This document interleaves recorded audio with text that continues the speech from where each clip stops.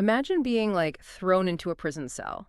Not because of a crime you committed or, because you harmed anyone. Right. And definitely not because of any physical evidence, but solely because of what you might know. Man, that is grim. Yeah. Picture the lock turning on your cell door, and the only evidence the judge cited to justify putting you there was your college degree. I mean, it sounds like the inciting incident of a dystopian novel, right? Really? The idea that knowledge itself, the very thing society teaches us to pursue, could be twisted into, well, the ultimate proof of malicious intent.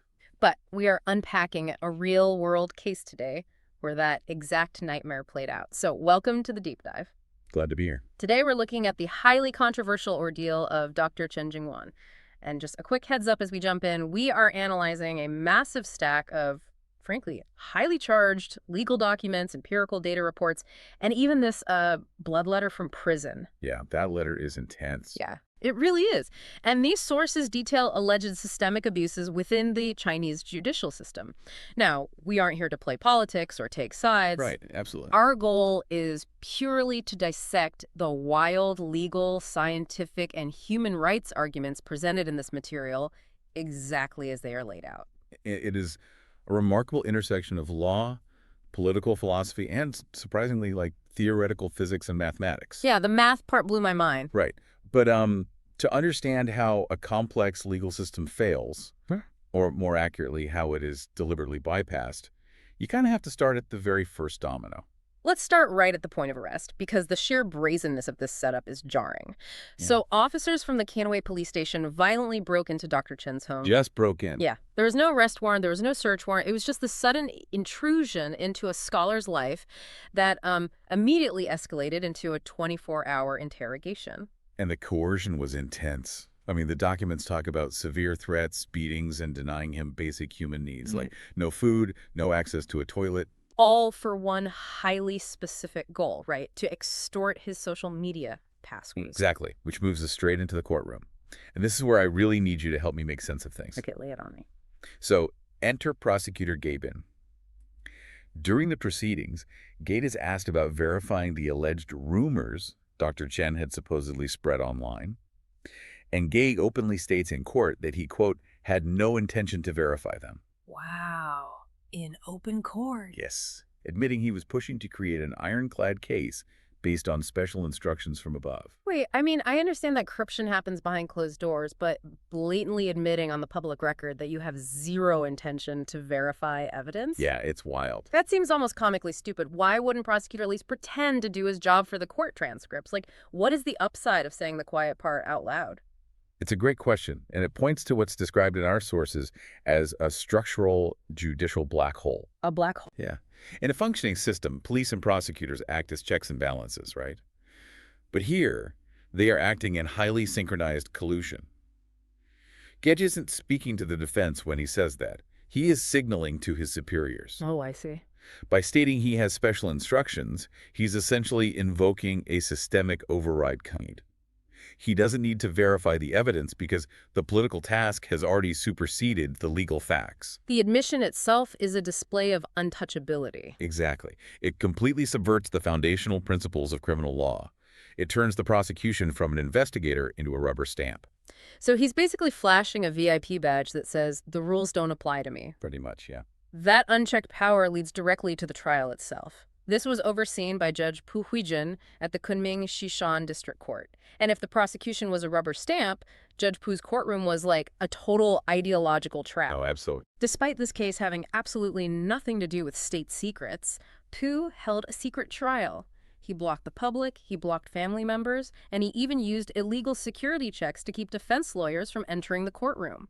And when Dr. Chen attempted to defend himself using his own scientific expertise, he is immediately shut down. I mean, Dr. Chen tried to bring up the CAP theorem from computer science to explain how information consistency works on a network. Okay, real quick, what actually is the CAP theorem? Well, in computer science, CAP stands for consistency, availability, and partition tolerance. Yeah. It basically states that a distributed data system can only guarantee 2 out of those 3 things at the same time.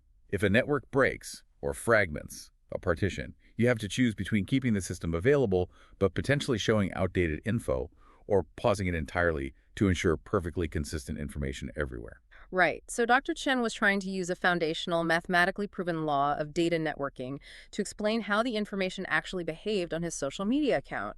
And Judge Poo's response was just to repeatedly yell "shut up" at him in open court. Because the science collided head-on with the prosecution's predetermined narrative. But the true danger of this ruling, the element that makes this a really dangerous legal precedent, lies in how Judge Poo bypassed the need for actual evidence. Right, the intent part. Exactly. To convict someone of spreading malicious rumors, you legally have to prove malicious intent. You have to prove they knew the information was false and spread it anyway. And Poo couldn't prove that. No. So he used what the legal text calls objective imputation and identity-based guilt. And this is the high education guilt logic that absolutely blew my mind. The verdict explicitly argued that because Dr. Chen has a PhD, a high level of education, he, quote, should have the ability to distinguish right from wrong. Which is just crazy logic. Therefore, they legally presumed his malicious intent. Let me get this straight. What exactly does objective imputation mean in a normal legal context? Objective imputation is a legal theory typically used to determine if a specific physical outcome can be directly attributed to someone's physical actions.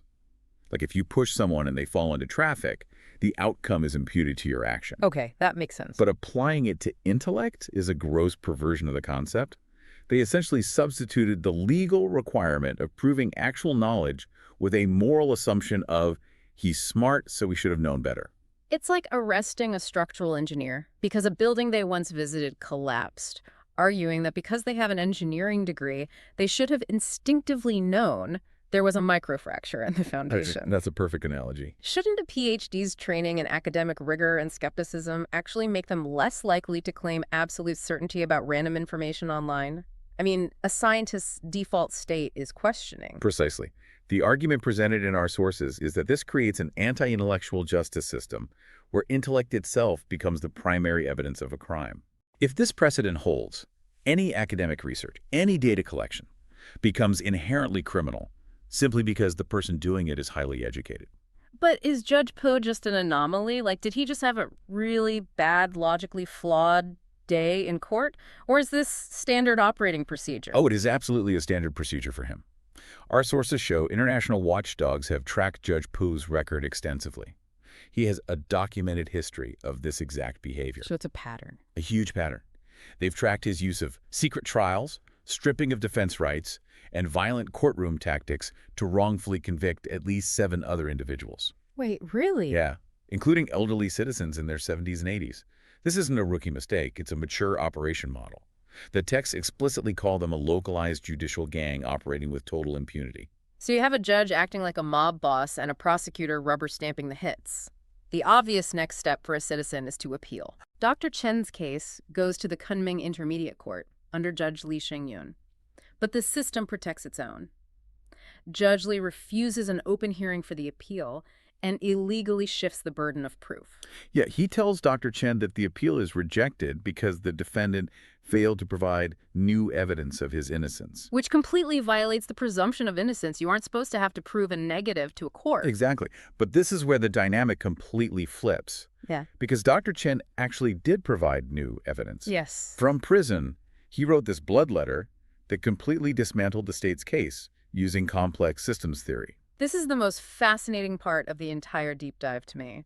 The specific charge against him was picking quarrels and provoking trouble. Now, legally, for online posts, the threshold requires the prosecution to prove those posts cause serious disorder to public order. Right. You need a clear, undeniable cause and effect. You can't just claim a post was generally disruptive. You have to empirically prove it cascaded through the network and resulted in tangible, real-world chaos. And Dr. Chen looked at that legal requirement and brought out the math. He looked at his Twitter account, which had fewer than 100 followers, most of them completely inactive. Using network topology, he proved his account was an edge node. Let's break that down for a second. Think of a social network like a sprawling city map. Okay. The main highways are the massive accounts with millions of followers. Mm-hmm. An edge node is, well, it's like a dead-end dirt road on the extreme outskirts of town. If you stand at the end of that dead-end street and shout, no one on the main highway is going to hear you. The information physically cannot travel. Exactly. But he went even further than just calling it a dead-end street. He applied the Galton-Watson branching process. Okay, I'm going to need you to explain that one too. So the Galton-Watson process is a mathematical model originally developed in the 1800s to predict whether aristocratic family names would go extinct. Oh, interesting. Today, it's used to model everything from the spread of viruses in a population to nuclear chain reactions, and yes, the spread of information online. The key metric is the average branching number, represented by the variable m. So if M is greater than 1, the family name survives, or the virus becomes a pandemic, or the tweet goes viral, every person who gets it passes it to more than one other person. You got it. But if m is less than 1, the spread is mathematically guaranteed to go extinct. It will die out. Okay. Dr. Chen calculated the m value of his specific posts on that edge node and proved that his average branching number was far, far less than 1. He was operating in what's called the deep subcritical zone. He basically used a mathematical formula to prove a legal negative. He proved the probability of his information cascading into a viral trend wasn't just unlikely, it was mathematically zero. Yeah. The dead-end street had a soundproof wall around it. It's a brilliant defense because it completely removes human subjectivity. A judge can argue with a witness, a judge can twist a legal statute, but a judge cannot argue with the immutable laws of network topology. No, you really can't. Furthermore, Dr. Chen pointed out a massive natural experiment playing out in real time. Here is the ultimate irony. Years after his arrest, those exact posts, the ones the court claimed caused severe public disorder, are still sitting online. With zero engagement, zero retweets, and absolutely zero real-world chaos, they didn't even bother to take them down. It's unbelievable. The digital footprint proves the physical reality. And the legal implication of that math is profound. If the empirical network data proves the transmission was mathematically zero, it completely severs the causal link required for the crime of picking quarrels. Right. It means the official verdict of serious disorder is a total fabrication. The sources argue this ironclad data elevates the actions of Judge Pu, Prosecutor G, and Judge Lai from mere procedural mistakes to the intentional criminal perversion of the law. They are literally bending the law for personal or political gain. They didn't misinterpret reality, they invented it. And with this mathematical proof and the formal legal documents laying everything bare, the narrative in these materials takes a wildly aggressive turn. It really shifts gears. Yeah, Dr. Chen is no longer just defending himself, he goes on the offensive. The documents issue a direct, fierce ultimatum to Pu Huijun, Ge Bining, Li Shangyun, and their accomplices. The language here is striking. It leverages a specific Chinese policy known as the Lifelong Accountability System for Unjust Cases. Which means what, exactly? It's a relatively recent reform designed to hold judicial officials strictly responsible for corrupt rulings, meaning they can be prosecuted for fabricating a case even decades after they retire. There is no statute of limitations on this kind of corruption. The demands in this ultimatum are highly specific and intense. They demand these officials immediately surrender to supervisory authorities and confess to a very specific list of crimes. Including fabricating rumors and perverting arbitration, right? Yes, and they demand a public apology. But I have to ask, does issuing a fiery ultimatum like this actually accomplish anything? When you're dealing with a deeply entrenched judicial gang, does a strongly worded document realistically scare a judge who has already proven he doesn't care about the rules? I mean, think of it less as a scare tactic and more as a multi-pronged strategic weapon. First, it applies immense psychological pressure. How so? By publicly naming them and meticulously detailing their violations with ironclad empirical evidence, it attempts to fracture their alliance. In any conspiracy, the first person to confess usually gets the best deal. Right, the classic prisoner's dilemma. Exactly. This document is dangling that deal. It offers a carrot and a massive stick. It essentially says, confess, admit to fabricating the rumors and perverting the law, and you might receive leniency and a chance at a new life. But if they don't? If you resist and remain stubborn, you will reap what you sow and go down in history with eternal infamy. Wow, eternal infamy, that is heavy. It is. But secondly, and perhaps more importantly, it creates an indelible public historical record. It's weaponizing the state's own anti-corruption frameworks against the corrupt officials. By laying out the server data, the math, and the illegal trial transcripts side by side. Yes. It's saying to the higher authorities, we have done the investigation for you. The evidence is irrefutable. You cannot pretend you didn't see this. It forces a level of visibility that local systems usually try very hard to bury. Which ties perfectly into the final major piece of this puzzle. It's one thing to demand the surrender of a few bad actors, but how do you stop the next Judge Pooh from doing the exact same thing? Right, you need a systemic fix. Exactly. The material lays out a concrete blueprint, giving direction and suggestions for the relevant departments to redress this specific unjust case and patch the vulnerabilities in the wider system. And that blueprint relies on utilizing existing legal mechanisms in highly specific, innovative ways. The first step they outline is initiating trial supervision under Article 253 of the Criminal Procedure Law. Walk us through the mechanics of that. How does Article 253 actually work in practice? Well, Article 253 allows for a legally effective, finalized judgment to be challenged and retried if new definitive evidence proves the original facts were wrong. The blueprint argues definitive new evidence, meaning the supervisory court is legally obligated to overturn the original verdict of serious disorder. But they also realized that sending it back to the local Kunming courts would just be feeding it right back to the same judicial gang. Exactly. So they call for independent investigations by provincial-level supervisory commissions to completely bypass the local cover-up. And here is the most fascinating legal maneuver in the entire blueprint. They suggest investigating this judicial panel under the anti-organized crime law. That is a massive escalation, using mob-busting laws against a sitting judge. It's brilliant categorization. By invoking the anti-organized crime law, Dr. Chen isn't just saying they made a bad ruling or took a bribe. He is legally defining this synchronized collusion between the police, the prosecution, and the judge as a mafia syndicate. This law is specifically designed to root out protective umbrellas, the higher-ups who gave those special instructions Prosecutor G mentioned. It shifts the investigation from a procedural legal review to a full criminal syndicate takedown. The blueprint also takes aim at the underlying laws themselves, specifically demanding strict, quantifiable thresholds for what they call pocket crimes. Ah, yes. Pocket crimes. I've heard this term before. It essentially means vaguely defined laws, like picking quarrels, that can be stretched to fit whatever behavior the state wants to put in its pocket and criminalized, right? You've got it. If you don't define what serious disorder looks like with quantifiable data, a corrupt judge can decide that an academic discussion of computer networking is a crime. Which is exactly what happened here. Right. So by establishing strict numerical thresholds, you protect academic freedom, philosophy, and art from being criminalized on a whim. It protects the baseline of the rule of law. And finally, they demand absolute protection for grievance channels, ensuring that prison systems can never illegally intercept complaint letters like they tried to do with Dr. Chen's blood letter. Yeah, that's crucial. You patch all these holes, and the structural judicial black hole finally closes. The overarching conclusion presented by these documents is a fundamental philosophical point. The true rule of law isn't about using the law as a weapon to control the populace. Right. It's about using the law as a shield to limit administrative power and protect citizens' rights.